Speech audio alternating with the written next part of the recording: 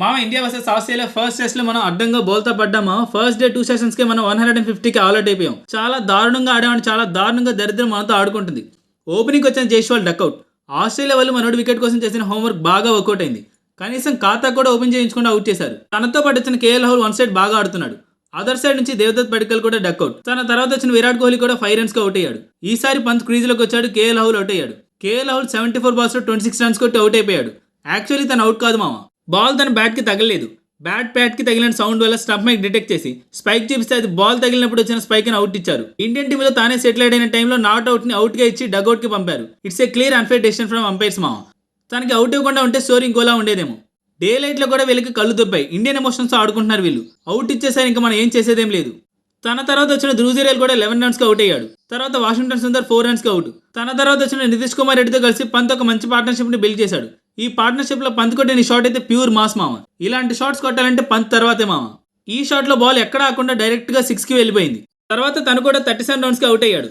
తన తర్వాత వచ్చిన హర్షిత్ రాణా మంచి బ్యాటింగ్ ఇంటెంట్ చూపించిన ఆస్ట్రేలియా వాళ్ళు ఒక స్టన్నింగ్ క్యాచ్ పట్టి తనని కూడా 7 రన్స్ కి అవుట్ చేసి ఇంటికి పంపారు. తర్వాత బూమ్రా వచ్చాడు. తను కూడా ఒక మంచి 6 తో నేను బ్యాటింగ్ చేయగలని చెప్పేలేపే బూమ్రా 8 రన్స్ కి అవుట్ అయ్యాడు. అండ్ ఫైనల్ గా నితీష్ కుమార్ రెడ్డి కూడా 41 రన్స్ కి అవుట్ అయిపోయాడు మామ. మన ఫస్ట్ ఇన్నింగ్ లో 150కి ముగించారు. అసలు నితీష్ కుమార్ రెడ్డి టెస్ట్ లో ఎందుకనే వాళ్ళకి చాలా గట్టి ఆన్సర్ ఇచ్చాడు మామ. ఇండియన్ బ్యాటింగ్ లో తాను ఎప్పుడు టాప్ రన్స్ కొట్టింది. తను టెస్ట్ లో ఎందుకన్న వాళ్ళ నోర్లన్నీ మూతపడ్డాయి.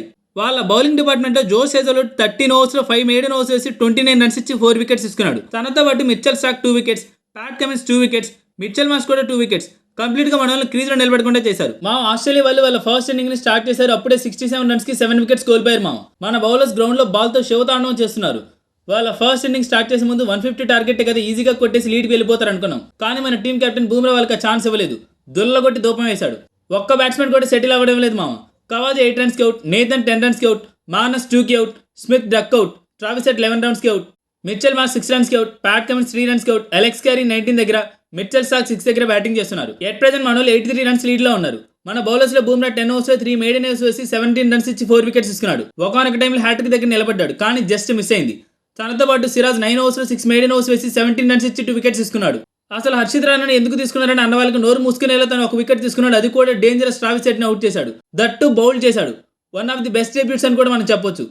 మన వాళ్ళు ఇదే ఫ్లోలో కంటిన్యూ చేస్తే రేపు ఫస్ట్ సెషన్ లో వాళ్ళు ఆల్అౌట్ అవుతారు. మన వాళ్ళు బ్యాటింగ్ ని స్టార్ట్ చేయొచ్చు. లెట్స్ సీ ఏమవుతుందో.